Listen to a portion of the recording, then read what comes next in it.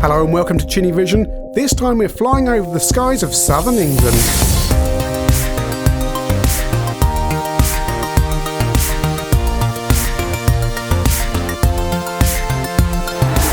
Spitfire 40 by Mirrorsoft is a 1985 game, and yeah, it's based around flying a Spitfire. Let's just dive straight in, starting off from the Amstrad CPC version. This is the version I had, and a lovely loading screen there. Or I actually don't actually know what's coming up from the ground there. Some kind of death ray. I think it's supposed to be some kind of incoming fire. I don't know. Released by Mirrorsoft, but also by Amsoft Gold on the Amstrad CPC. So you select who you want to be. You can't enter your own name, and then you can select practice, combat, or combat practice. Practice, you just fly around. Combat practice, it just puts you straight in the air, and combat, you start on the ground and take off. And there we go, enemy raid scram. We've got 3 bandits and we've got to intercept them at the height specified there. And we start off with instruments, and we can press space to switch between screens and M to hit the map, and then N to zoom in on the map. I'm the red plane and the black plane is the enemy.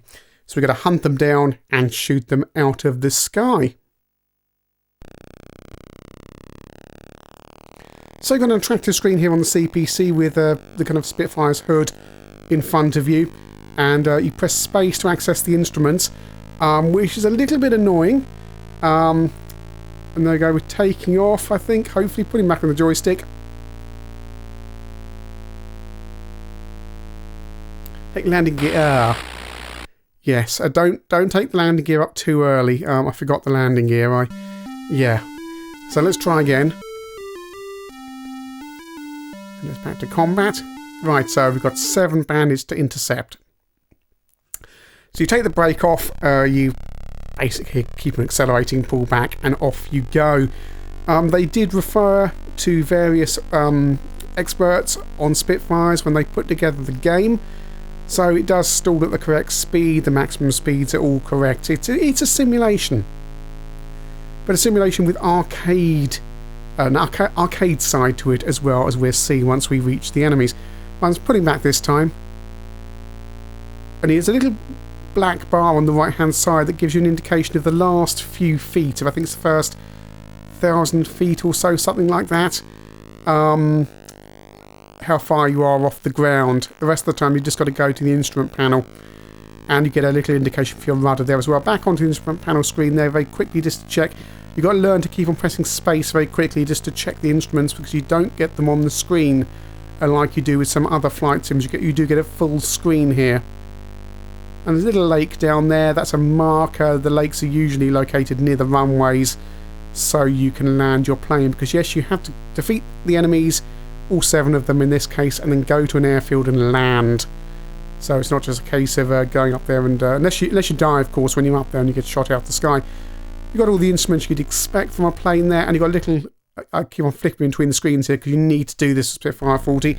Little indication on the right hand side there as well, a little white dot that shows you the rudder controls, which I'm just using there. So I'm putting the rudder left and right just to manoeuvre the plane around to the correct bearing to go and shoot the enemy.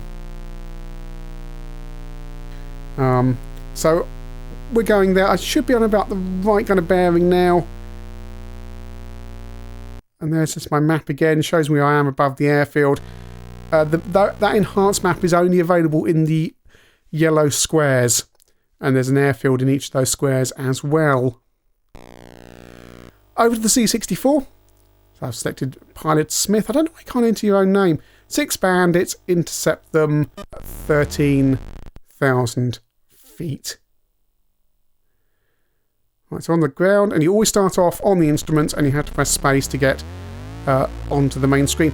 This version has a weird circular thing that I think is meant to be a joystick, but looks like something else at the bottom there.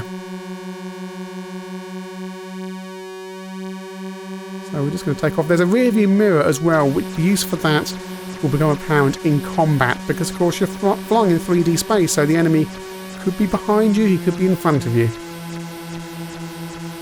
And frame rate on the C64 is, yeah, it's very, very slow. And the sound effects are very bad as well, in fact, here on the C64. Very irritating noises the game makes.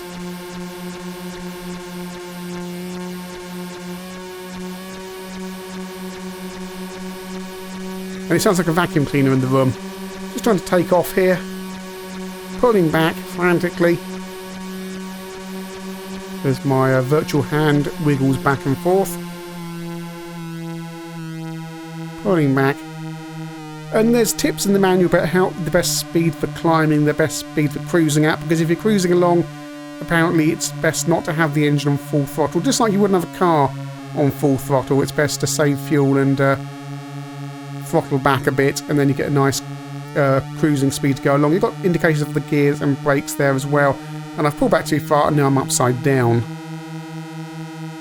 Let's try and correct this. But the frame rate is very, very, very slow indeed. Also, you get a much less detailed cockpit area, or hood area, than you do on the Amstrad version. The C64 version does have more items of scenery in it around the runways, except they disappear and appear, and sometimes they're filled, and then next minute they're not filled, and they seem to slow the game down even more. On the Amstrad version, you usually have just one lake next to the runway.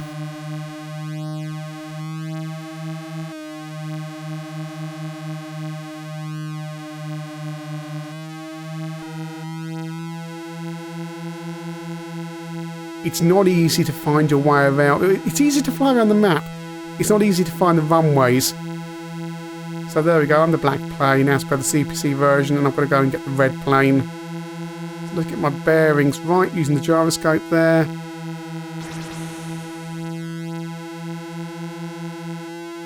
The practice modes in the game are really, really useful, just for flying around and having fun as well. And if you go to combat practice, it will just keep on throwing enemies at you. Kill one, another enemy will be there. You don't have to go hunting around for them.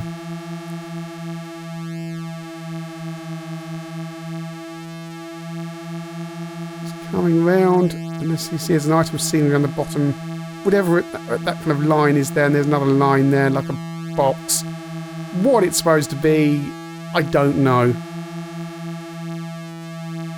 It's supposed to be a lake. It's now filled and then it wasn't filled, and perhaps it will fill again. It's filled again. It's not filled, it's vanished completely. This is why you can say, well, the C64 version has more scenery in it. Yeah, I'd rather have less scenery and it works, as opposed to more scenery that doesn't work.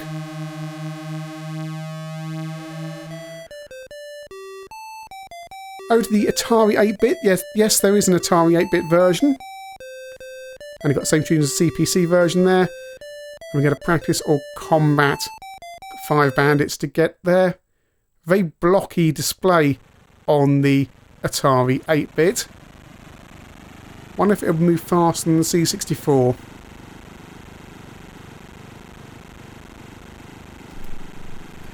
Certainly the pokey sound effects are far, far better than the SID versions on the C64. I don't think anybody on the C64 version was trying. Displays are nearly all the same across all the versions, from the maps to the actual display. Oh, we've got better movement here. Perhaps that blockiness is for the speed, because it's not too bad, and it's more responsive to play with. The problem with the slow frame rate on a flight simulator is that it makes the game quite hard to play, because the controls won't respond. So off we go. A little bit more shading on that cockpit hood as well on the Atari 8-bit.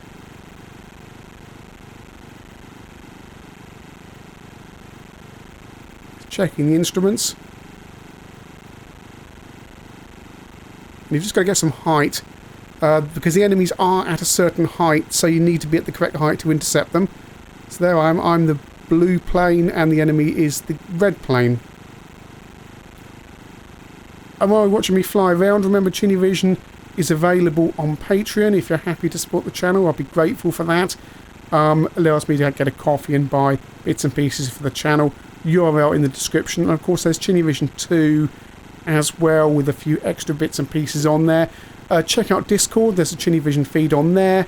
And Twitter as well, at ChinnyVision. for all the latest details of what's happening on the channel. Across the specky, same menu system as on the CPC and indeed the other versions. 3 bandits, and they are the 3 bandits, and they are at 12,000 feet. Tally ho! Nicely detailed instrument screen there, and on the Spectrum you get this kind of little target area there in the middle that's lighter than the surrounding area.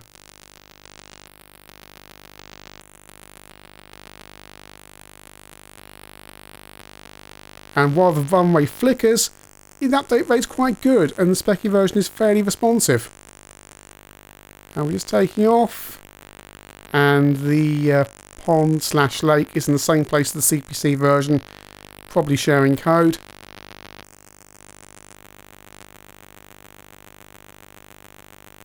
As the owls outside my room start kicking off, so if you hear owl noises, that'll be the reason why. There we go, so we're in the middle there, and we're going to have to turn around and intercept those enemies around the corner. Or behind us. Oh, that's so much better after playing the C64 version. You turn, and there's actual frames of animation there, and it responds. There's the pond thing down there, there's the runway. Spitfire 40 is, of course, a World War II Battle of Britain Spitfire simulator. And hello to all the German viewers and German people who watch ChinnyVision. Thank you for watching.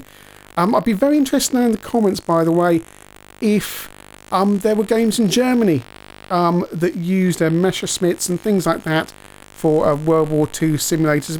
That would be very interesting to know, in fact, or if that's a thing that didn't happen. I know there's various sensitivities over there around the war and things like that, but interesting to know. And seamlessly we slip across the MSX version. Big thanks to John Rutherford, who helped out quite a lot with getting this version included. And yeah, it's looking very similar to the Spectrum version down here, and I press space and you come up here, and yeah, I think all these Z80 versions are going to have that flickering thing on the runway.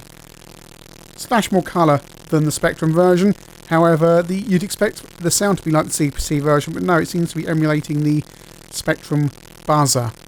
So applying the throttle, but it's very, very similar to the Spectrum and Amstrad versions. As I pull back and up and away. You get this, again, like the Spectrum version, this central little targeting area in the middle where the colours are lighter, and which you don't get in the Amstrad version. I think it's supposed to simulate some kind of targeting thing perhaps the Spitfire had.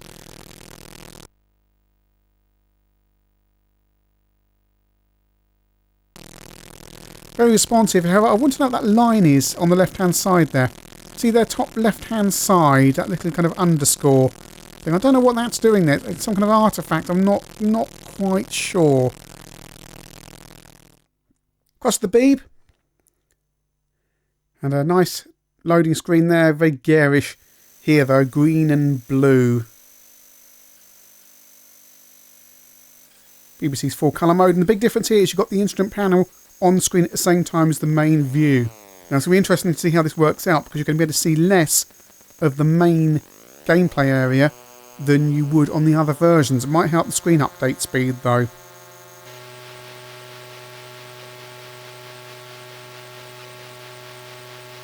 It's certainly quicker to take off, but that might just be my poor gameplay. Up we go, putting back.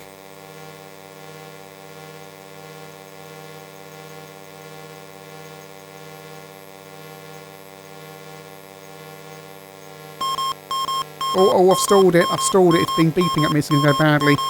Don't have a lot of height. I'm at 400 feet. It's going to drop down. There's the runway. It doesn't flicker though. Oh, it does flicker, but not quite as much as the Spectrum, Amstrad and MSX versions. Down to 300 feet. Come on, pull back. Get me some height, please. You've got a targeting system more reminiscent of the Amstrad version. There's the map on the Beeb version. Same ability to zoom in to see where you are. Using the rudder there to turn right, because I'm going to have to flip round to find the enemy aircraft. Now, amazingly, there's an Atari ST version of this game. Came out in 1988, coded by Eigen Software, and again published by Mirrorsoft. And well, let's see how this goes, really. Obviously, it's going to be a bit more polished than the 8-bit versions. There's no Amiga or PC version. So on the runway, and it looks quite familiar, but you can see in the distance there some kind of control tower, which is looking 3D. And yes, there are a small amount of 3D objects in the game. You can flip between the instruments and the top there, as per most of the 8-bit versions, but you can also scroll up and down. Not quite sure why you need to do that, but hey, it gives the impression of being able to look up and down. So we go to take off, and yeah, that's a control tower there. Frame rate's fairly good. And not much detail on that control tower, obviously, it's just a few blocks. Pull back, and up we go.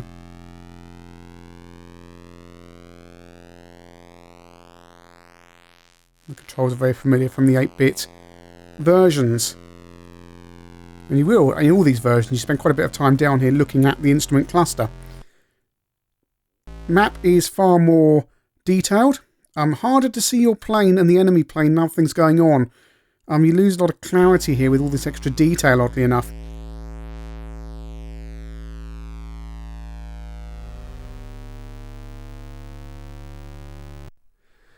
Back over to the Amstrad version.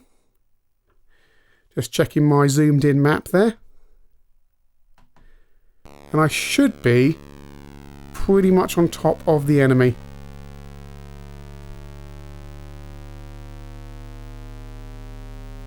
Just looking around, they've got to be around here somewhere. CPC version is slower than the Spectrum version, as you'd expect. Come on, they've got to be around here somewhere. There's a lake down there, and he's off to my left somewhere. There he is, right. Ideally, you want to approach them from behind so you can shoot them rather than them shoot at you. Now, you've got cannon, you've got unlimited bullets. One thing you have to take into account the game allows for is, of course, you're flying in 3D space and you're a moving object and the bullets are moving as well. So you can't just fire ahead and it instantly hits the right place. The simulation attempts to mimic real life. So they can be dead on the target, but you may well miss because by the time the bullet gets there, the plane's moved, you've moved, and so on, all the velocities and stuff. I'm not saying it's complex physics, but it's trying to simulate, trying to fire a bullet in real life from a plane, as these dogfights would have happened in real life. Now here's the thing as well, I'm flying towards the ground at the moment, and I'm trying to attack the enemy here, and I can see a few dots of scenery on the ground, don't know what they are.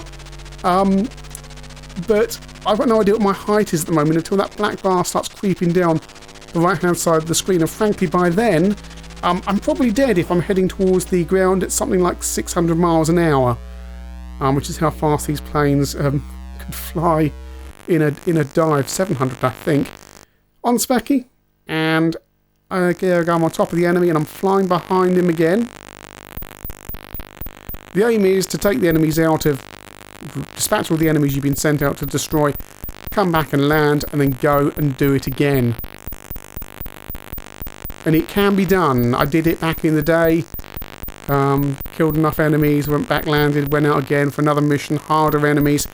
On some of the versions, the enemies change colour to denote how skilled the pilot is, but on the Specky version it doesn't. I don't think it does on the Amstrad as well. He's behind me now, he's in that rear view mirror. I've got to be very careful, because if you leave them behind you too long, they will shoot you out of the sky.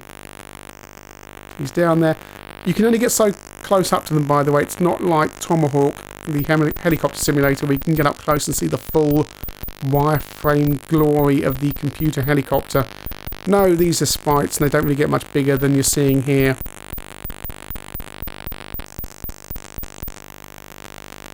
There's no indication of height, and I'm going down and down and down. And that's quite irritating, because it's a leap of faith. Unless you want to keep on pressing space and flitting back and forth to see what your height is, I've destroyed him. And another enemy is over there. I can't remember how many it said we had to get. Back over to the C64, and hopefully we've got some enemies just coming towards us. Should be approaching them side on, in fact. Right, where we go? I'm going to pull my whatever it is around the circular thing.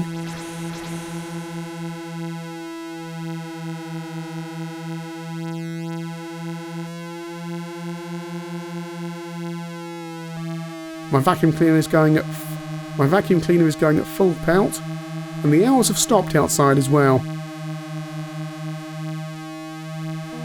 There we go. Right.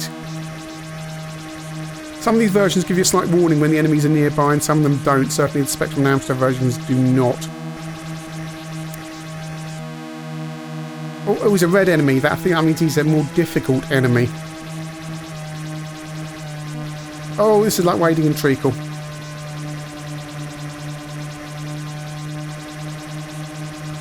I'm trying to follow him. And the controls are as sluggish as the frame rate is, unfortunately. Come on. This should be really fast, frantic, quick reaction action. And it's a bit like wading through treacle.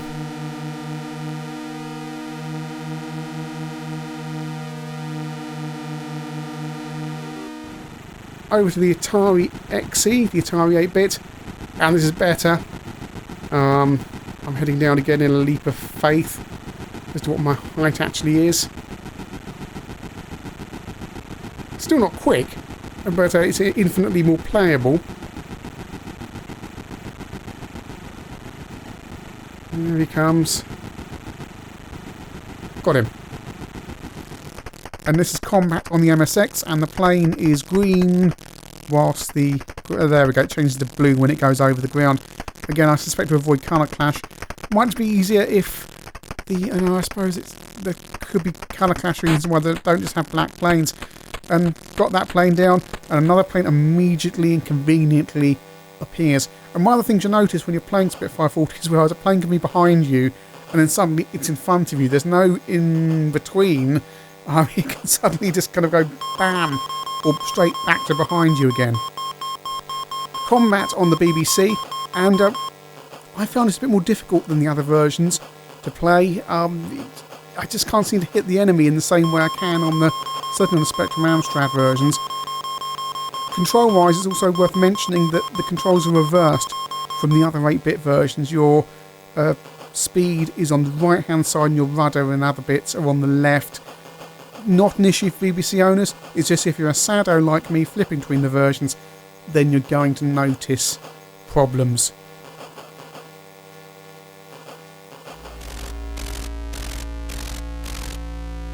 Right, so we found the enemy on the ST. Didn't take very long. He appears to be flying very low down, despite what the statistics or the information given on the plane said. It's not very far away from the runway at all. And it looks like he's got a 3D plane when I get control back. Game slows down a little bit, and it's actually quite hard to control the plane relative to the enemy. He just appears to fly along. And I've been playing this a bit, kind of yet to shoot down a plane, although I might actually hit this one directly. Nope, he's up there. Whoa, that's what you call an near miss. And suddenly he's suddenly he's behind you. Despite the fact he was flying the other way, suddenly he's straight behind you. Unless, of course, there's more than one plane around. I've not seen evidence of more than one plane around at once, but there could be multiple planes in the sky here on the 16-bit version. Almost the 16-bit versions. It's just the ST. No, he's still over there. That's interesting. So either there's another plane around, or the game has a funny relationship with, as soon as you get to one side, he's going to start firing at you. I must be able to get him down. I'm yet to shoot anybody down. Very hard to control the plane once you've got this other plane in the view. Of course, you're firing, but the bullets take time to get across to the enemy, and it seems to be more luck than judgment sometimes. Right, am I going to get him? Oh, I got him! Is he actually down, or has he exploded properly? I don't know. But there's another plane behind me, so there must be more than one plane around, unless he's flying around on fire.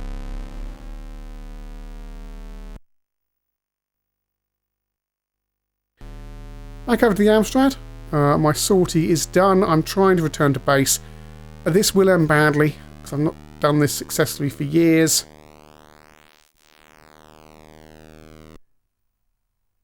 There's the runway, there I am, there's the lake.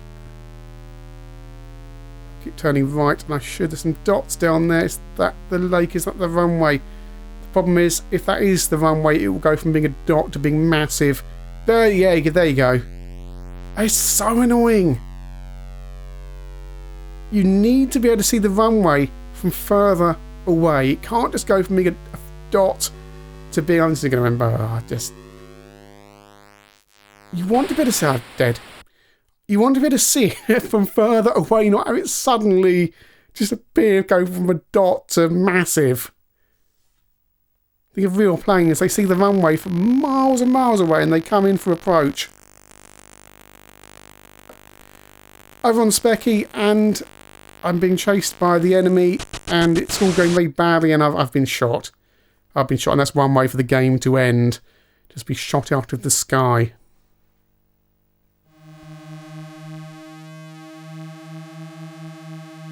Now I'm doing a fake landing on the C64 because I did bring it down, and then the capture ceased to work, and it cut out before I landed. So I've just taken off and landed immediately. And there you go. That's the screen you should see when you land it. It'll tell you how many planes you've killed, it'll tell you how long you've been in the sky, and then it'll give you another mission to go and shoot down some more enemy planes. Spitfire 40, an unusual game in that we've got 6 8-bit versions and 1 16-bit version. The Z80 versions, first of all, the Amstrad leads the pack, nice mode naught graphics, plays very well, nice and fast, looks good, and it's quite fun, and the controls respond relatively quickly.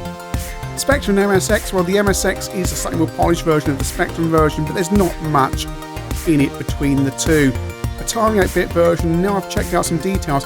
Apparently the reason it's so fast is it runs in a lower res screen mode than the C64, although you wouldn't know that necessarily playing it. C64 version is just a little bit too slow and laggy and unresponsive when you're playing it. It needs that speed that the Atari 8-bit version has, even if it means losing a little bit of detail on the graphics. BBC Micro version, I found the swapping around the controls a little bit irritating, but then again, most people aren't going to be swapping between the versions, so you just get used to the controls in the BBC version. Squash down display because you've got the instruments and the main view on the screen at once. Now that's partly down to the BBC's enhanced resolution over the other 8-bits, but also it's a function of having less on the screen there. You do lose some of that amazing view. Really surprised to find an ST version of the game, and even more surprised to see it's got 3D elements in it. Doesn't stand up against other flight sims on the ST. It's a very, very early game. It's just not up there with the later flight sims on the ST. The machine can do a lot better, but it's an admirable try from an early game. There's not too many World War II flight sims on any of these systems, especially the 8-bits. And on the Z80 systems, the game is very polished and enjoyable and worth a visit, as is the Atari 8-bit version and the BBC version to an extent as well, especially if you've got a BBC system. Atari ST version is worth visiting if you've played the 8-bit versions, just to see how they've taken an 8-bit game and improved it, but don't go out of your way. But you know what?